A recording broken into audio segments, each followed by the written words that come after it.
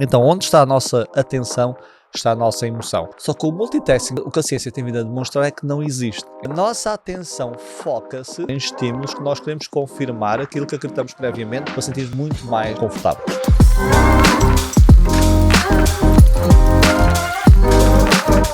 Olá, seja bem-vindo a mais um episódio do Inteligência Emocional, o podcast, e hoje vamos falar sobre o poder da atenção. E a atenção é um recurso cada vez mais necessário e é um recurso muito importante no que toca à nossa gestão das nossas emoções, porque não existe emoção sem atenção. Ok? Pensa sobre isto, não existe emoção sem atenção. Vou dar um exemplo. Eh, Tens alguma situação na tua vida que, se pensares agora, te entristece? Ou seja, que te deixa triste, a perda de alguém, de alguma coisa? Em princípio vais ter. E tens alguma coisa na tua vida que, se pensares, ficas feliz, entusiasmado? Em princípio também vais ter. E alguma coisa que te deixa irritado ou irritada. Também facilmente vais lembrar alguma coisa ou alguma pessoa que te irrita. Então, a minha pergunta é, tu sentes essas emoções todas ao mesmo tempo, em todo o instante? Claro que não. Isso não acontece, nós estamos focados nesse pensamento. Agora, se eu te pedir para pensares na pessoa que mais irrita, e se pensares com detalhe e com intensidade, vais começar a experienciar essa emoção. Ou seja, esta nossa capacidade do cérebro de conseguir simular, também consegue experienciar a emoção. Então, onde está a nossa atenção, está a nossa emoção. E a atenção é tão importante, é um recurso tão importante, nós vemos até hoje em dia o marketing a utilizar, ou seja, há uma competição por atenção. Cada vez mais tentam captar a atenção do utilizador, não é? Do potencial cliente, porque a partir do momento que entra a atenção, começa a má avaliação da pessoa sobre o produto, sobre a situação, e a partir desse momento eles conseguem captar ou não o interesse. Nas salas de aula é a mesma coisa, não é? Ou seja, um professor que não consiga a atenção dos alunos, os alunos não vão reter a informação. E no que toca à nossa inteligência emocional, à nossa gestão das emoções, é a mesma coisa. Então, neste episódio, eu vou falar sobre alguns aspectos da atenção que são muito importantes e que deves ter em conta, ok? Aqui há alguns processos importantes. O primeiro processo é chamado a atenção seletiva. Então, nós estamos no meio de vários estímulos. Existem vários estímulos à nossa volta e nós não conseguimos prestar atenção a tudo. É impossível, senão o nosso cérebro crashava. Então nós escolhemos a informação pela qual queremos estar atentos. Só que esta atenção seletiva cria, digamos, buracos, cegueiras em tudo o resto que não estamos a ver. Ok? Quem de nós já não esteve, por exemplo, à procura das chaves de casa e depois não encontrava as chaves e olhou depois para a mesa onde já tinha olhado há pouco e viu as chaves lá? Mas já tínhamos olhado antes, mas não vimos. Então nós não deixamos de ver, só que o nosso cérebro constrói, faz uma construção do que nós achamos que lá está, são representações. E existe este conceito da atenção seletiva, que nós só conseguimos dar atenção a certas coisas. Por exemplo, há um conceito que todos nós já ouvimos falar, que é o multitasking.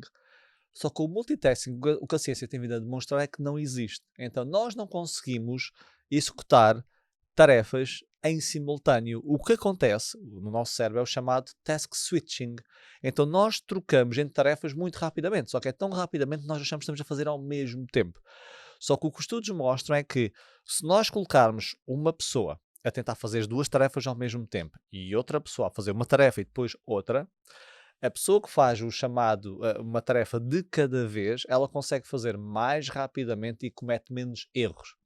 Então, por vezes temos aquela ideia que multitasking fazemos mais, mas na verdade fazemos menos, demoramos mais e cometemos mais erros.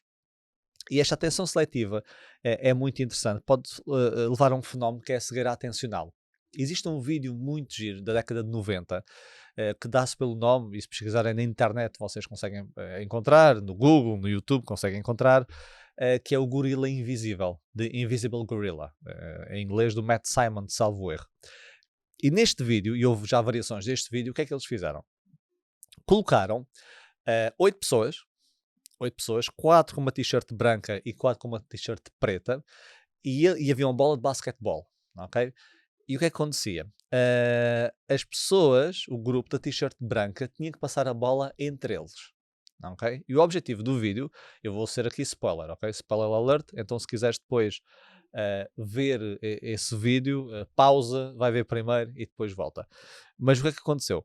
É pedido aos participantes para contar os passos, né, que eles dão entre eles, os passos que a equipa de branco dá.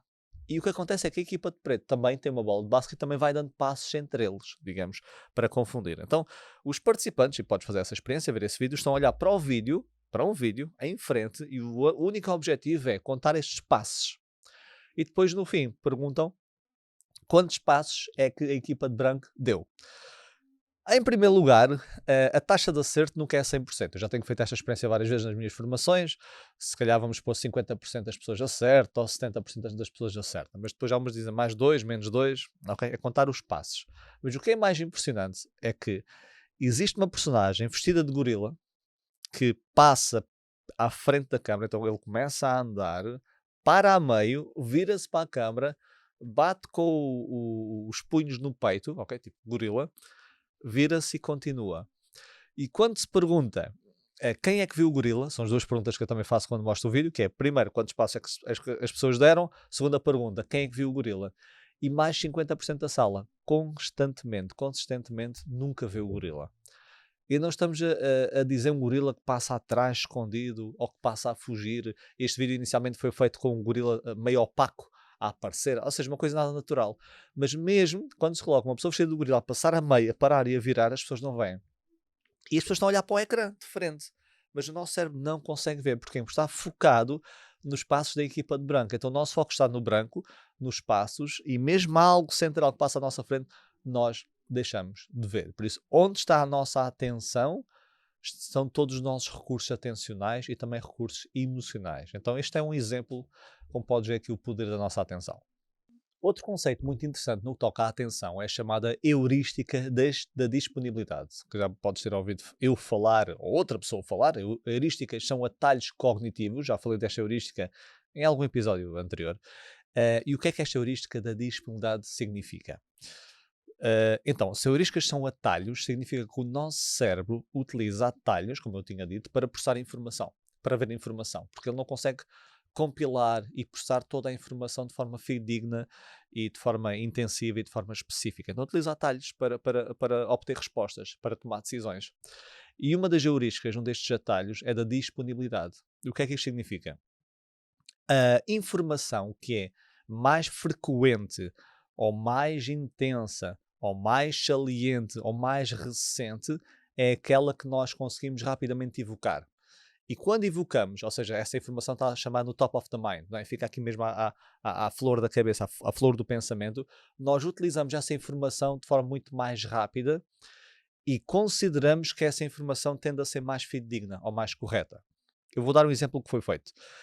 Então, colocaram participantes divididos em dois grupos, em que metade, então um dos grupos, foi dado uma página de notícias que ele foi fabricado, mas que falava sobre vários eventos negativos. Ou seja, um furacão atingiu a costa deste estado, houve um terremoto desta magnitude que derrubou não sei quantas casas, um incêndio, etc. Alastrou, criminalidade sobe para estes níveis.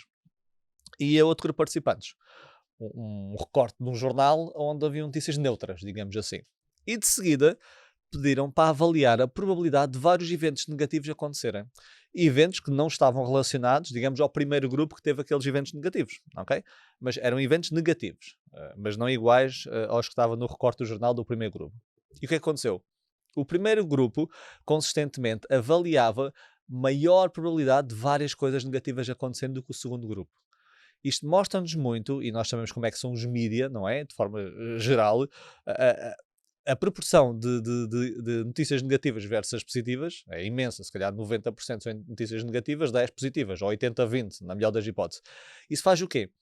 Faz nós termos uma percepção, como essa informação está muito mais frequente e muito mais saliente, quando nós pensamos sobre o mundo, sobre as situações em geral, nós consideramos que realmente as coisas estão pior.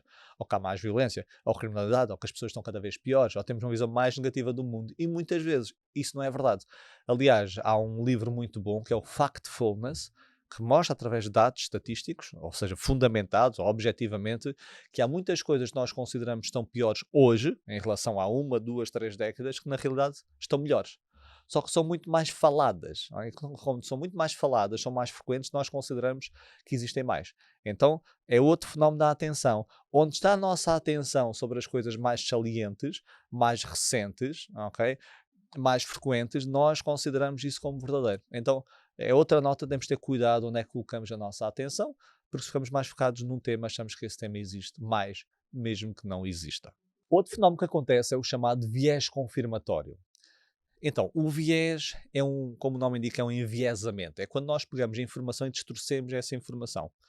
Então, viés confirmatório é quando nós distorcemos a informação para confirmar ideias prévias. Então, nós vamos atrás de dados, nós vamos procurar informação que confirma as nossas crenças prévias. Ok? Eu vou dar um exemplo clássico, aqui em território, digamos, português, e a nível clubístico. Então, alguém, e podes dar essa resposta para ti próprio, alguém que seja do Benfica e leia jornais, que jornais é que vão ler? Tipicamente a Bola. E alguém que seja do Sporting, o Record, e do Porto, o Jogo. E porquê? São tipicamente jornais que noticiam mais e têm mais tendência a mostrar notícias até de forma mais favorável dos respectivos clubes. É a mesma coisa quando nós temos uma opinião sobre qualquer tópico, e até polémicos, por exemplo, eutanásia, aborto, vacinação, etc. Vamos supor que eu sou a favor da eutanásia. Dificilmente eu vou pesquisar informação como porque é que a eutanásia não é boa. Só de pensar nisso cria desconforto, e o ser humano também está preparado para evitar o desconforto. Então, a nossa atenção foca-se também em situações, em estímulos que nós queremos confirmar aquilo que acreditamos previamente para sentirmos muito mais confortáveis. Outro conceito muito importante é o chamado viés do presente, ou o desconto hiperbólico. O que é que isto significa? Significa que o ser humano dá muito mais atenção e importância, porque também a atenção depois vai buscar a importância, não é? Onde estamos focados damos muito mais importância, a recompensas a curto prazo, mesmo mais pequenas, do que recompensas maiores a longo prazo. Por exemplo, há estudos, estes estudos já têm sido replicados, em que pedem aos participantes se querem, por exemplo, receber 50 euros hoje ou 100 euros daqui a 6 meses. Este exemplo. E sistematicamente, grande parte dos participantes vai receber 50 euros hoje do que os 100 euros daqui a 6 meses. E se nós pegarmos em 50 euros hoje e formos tentar aplicar, por exemplo, em vários produtos financeiros que existam, é quase impossível, só se for um produto de alto risco e tivermos ali uma grande variabilidade, conseguir duplicar este dinheiro, ou seja, ter aqui 100% de valorização em 6 meses. Okay? Então, logicamente, mais vale esperar 6 meses e ter o dobro do dinheiro, mas as pessoas tendem a escolher este dinheiro, ou seja, menor. Então, nós damos a tendência a ter mais gratificações a curto prazo, mesmo que menores, do que maiores gratificações a longo prazo. Então, onde está a nossa atenção, como está mais focada no presente, tende a ter este efeito, digamos, hiperbólico, porque é uma hipérbole, não é? Nós começamos a descontar, e de repente desvalorizamos. Embora seja 100 euros, seja o dobro, nós desvalorizamos esse dinheiro, é como se valesse menos porque está no futuro. Outra coisa muito importante, e falando aqui no aspecto das emoções, são os estímulos emocionais. A nossa atenção prende-se, em grande parte, onde existem estímulos indutores de emoções. Porquê? Porque as emoções sinalizam algo importante para nós. As emoções sinalizam que algo pode prejudicar de alguma forma a nossa sobrevivência. Então, onde existe um estímulo tipicamente emocional, a nossa atenção vai estar lá. Eu vou dar um exemplo. Imagina que estás numa palestra, estás a assistir a uma palestra, ou vais assistir a uma palestra, e é uma palestra que tu queres assistir. Não é? Foste lá, pagaste o bilhete, estás lá sentado num grande auditório, e dás por ti, e notas que entra uma pessoa que tu não gostas nada, ok? Uma pessoa mesmo que mexe muito contigo, que irrita gravemente. Alguém que causou um grande dano na tua vida. Vou dar esse exemplo. Dificilmente tu vais conseguir tirar os olhos daquela pessoa. Então aquela pessoa entra, tu estás animado supostamente daquela palestra, mas de repente aquela pessoa entrar, tu não consegues desviar o olhar e tu vais sentir incomodado. Então mesmo que tenhas pago, mesmo que vais ter uma experiência supostamente agradável num tema que gostes, tu nunca vais estar 100% entusiasmado, 100% interessado, porque o teu olhar vai focar-se naquela pessoa, ok? Pontualmente vai-se focar, porque é um estímulo muito emocional. Então as emoções puxam a nossa atenção e dependendo do tipo de emoção, nós vamos experienciar essa emoção depois de volta, ok? Então a nossa atenção gravitaciona, tem aqui quase uma bolha gravitacional à volta daquilo que é mais emocional. Existe também um conceito que é chamada ilusão de foco. E o que é a ilusão de foco? É um pouco aquilo que eu tenho vindo a falar até agora, que é aquilo que nós estamos focados no momento, nós damos um grau exagerado de importância. Então, nada é tão importante como aquilo que nós estamos focados no momento. E explica um pouco porque é que nós temos muitas vezes dificuldade em pensar em soluções quando nós temos os problemas nós, ou seja, os nossos problemas pessoais. Vou dar um exemplo. Vamos supor que vocês têm um problema com o vosso parceiro ou parceira, ou um problema no trabalho. Para vocês aquilo é gigante e por vezes vocês prendem-se, ficam presos naquela bolha emocional, naquele problema e não conseguem pensar em soluções. No entanto, se um amigo vosso, uma amiga vossa vier ter convosco e partilhar esse problema, um problema muito semelhante, ah, vocês são capazes de dar bons conselhos. E já fizeste isso. E porquê é que não falaste desta forma? Mas quando nós estamos focados no nosso problema, a tal ilusão de foco, nós exageramos o grau de importância do problema. E é por isso também uma das estratégias para nós conseguirmos tomar algumas decisões sobre os nossos problemas é ter a capacidade de distanciar-nos, dar um passo atrás e ver a situação de forma menos envolvida emocionalmente. É imaginar que algum conhecido, algum amigo nosso tem esse mesmo problema e que conselhos é que lhe daríamos. Porque nós estamos a desvincular o nosso eu da situação emocional, ok? Então, a nossa atenção pode nos mergulhar nesta ilusão de foco e dar um exagero de importância à situação. É a tal máxima de fazer uma tempestade num copo de água. Houve um estudo também que foi feito há algum tempo que mostra também outro fenómeno muito importante à atenção. Eu tenho vindo a falar que a atenção pode ser utilizada e é útil, e pode ser utilizada conscientemente e não conscientemente, logicamente, em estímulos principais. Mas já a atenção também tem um papel em estímulos secundários. O que é que isto significa? Então, dois investigadores, Mendel e Johnson, fizeram uma experiência já há algum tempo, quando a internet começou a surgir e começaram a surgir as páginas de venda. Existe uma loja de sofás, que vendia sofás online. E o que é que eles fizeram? Eles mudaram o fundo do website. E uma coisa muito simples. Eles tentaram criar um fundo nesse website onde estavam os móveis e informação sobre os móveis. E esse fundo, o objetivo era gerar vários tipos de emoções, ok? Ou vários tipos de experiências emocionais. Então, num dos estudos que eles fizeram, foi colocaram o fundo todo azul, como se fosse um azul clarinho, como se fosse assim o céu, e nuvens brancas. Ok? Então entravam no site, aquilo visualmente parecia até lixo, quase, não era nada atraente, como hoje em dia tudo bonitinho, tudo clean, mas a pessoa entrava e estava o fundo azul clarinho e nuvens, e depois vários móveis. E depois eles comparavam, eles punham essa parte, é o chamado teste AB, então a metade de quem utilizava, quem entrava no website via esse fundo, a outra metade via um fundo diferente, e o que é que eles notaram? Quando existia este fundo azul clarinho e nuvens, estava aquela percepção de céu, não é, de uma coisa confortável, as pessoas tinham mais tendência a comprar sofás e sofás mais, digamos, fofos, menos duros. Porquê? Qual era o objetivo? E validaram essa hipótese. É que, atenção, eles não estavam focados mesmo no fundo, não é? Estão focados no sofá que estão a ver. Mas a percepção que vinha do fundo era uma percepção de alguma coisa mais fofo, alguma coisa mais acolhedor. E isso fez o quê? Fez com que a experiência que eles procurassem, sem se aperceber, isso foi um processo inconsciente, logicamente, procurassem e escolhessem sofás mais fofinhos, digamos assim, do que aqueles sofás mais duros, por vezes escolhemos. Então, embora a nossa atenção seja seletiva e seja focada em estímulos principais, como a parte atencional que eu contei do gorila, não é? Que eu estou focado nos passos e passa o gorila e eu não sei que está lá o gorila, mesmo que eu não saiba, o que está em pano de fundo vai-me também afetar. Okay? Vai-nos sempre afetar. E é por isso que também existem estudos com mensagens e imagens subliminares.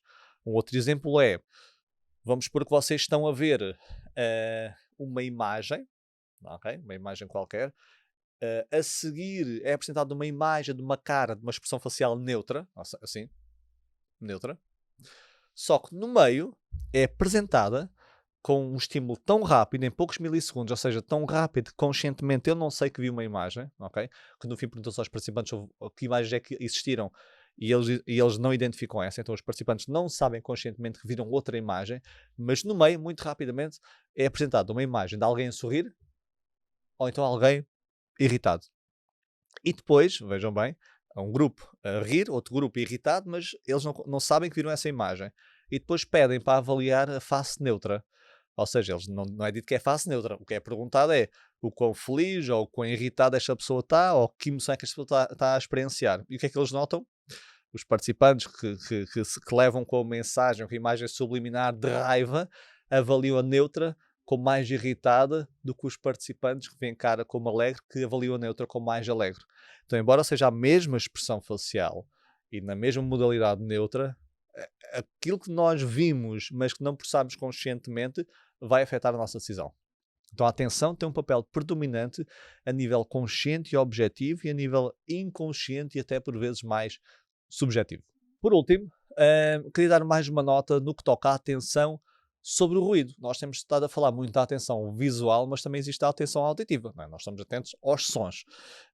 E o que é verdade é que os sons que estão à nossa volta impactam também o nosso desempenho. Houve um estudo que avaliou várias escolas em Nova Iorque e a diferença dessas escolas eram escolas que estavam em espaços onde não existia ruído à volta e escolas que tinham ruído grande. Por exemplo, havia uma escola de Nova Iorque que eles estudaram que estava ao pé da estação de comboios. Então os alunos estão na sala de aula e de vez em quando vão passando comboios. E eu sei, é como quando vivemos dentro dos trajetos dos aviões, né? Nós habituamos-nos, é chamado quase fica em ruído branco, não nos apercebemos. Mas a verdade é que o nosso cérebro não deixa de alguma forma processar essa informação. Embora ele, conscientemente, ele saiba que aquilo é um avião e não preste atenção, ou seja, eu sei que é um avião, está tudo bem, não é? Está tudo bem, é seguro, essa informação impacta. E o que eles notaram é que escolas, e neste caso estas escolas de Nova Iorque, que estavam mais perto de sítios ruidosos como estações de comboio, tinham em média, e mesmo quando todos os outros fatores fossem equivalentes, notas académicas mais baixas. Um pior desempenho académico face a isso. Quando tudo o resto, ok, grau socioeconómico, notas anteriores, ok, nível de QI, mas o grande fator era o ruído. E outra coisa que acontece também no que toca à atenção, ainda em salas de aula, e aqui a atenção, podemos ir do ruído e vamos voltar aqui para o visual, são salas, isto é muito importante quem toma decisões estratégicas nesse sentido, são salas de aula altamente decoradas. Também foram feitos estudos em que as crianças, ok, crianças ali do pré-escolar, entravam numa aula e sabem aquelas salas de aula que até chamamos giras, entramos e estão postas por todo lado, desenhos, caras, coisas no chão, etc. Okay? E salas muito mais cleans, mais limpas, não são salas completamente neutras, mas tinham poucas coisas, em que o foco das crianças deveria ser o professor e o ensino, não é? E o que é que acontece? Tipicamente as salas com muito mais, digamos, tralha visual, vou usar o termo tralha, não é lixo, tralha, okay? Muito mais estímulos visuais, as crianças tendem a focar-se menos e a reter menos essa aprendizagem. Então, a minha nota desta aula é que a atenção tem um grande poder. Tem um grande poder a nível objetivo, mais uma vez, e consciente. A atenção é um recurso escasso. Nós não conseguimos prestar atenção a tudo ao mesmo tempo. A atenção é limitada. Mais uma vez, lembrem-se ali do vídeo do gorila. Eu não consigo prestar atenção aos passos e prestar atenção ao gorila. Mas a verdade é que tudo aquilo que me chega à visão e à audição e aos meus sentidos, o meu cérebro, embora processe em segundo plano, não deixa de processar. Então, a minha pergunta para reflexão é: onde é que tu andas a colocar a tua atenção? Okay. Pensa nisso e vemos no próximo episódio. Muito obrigado.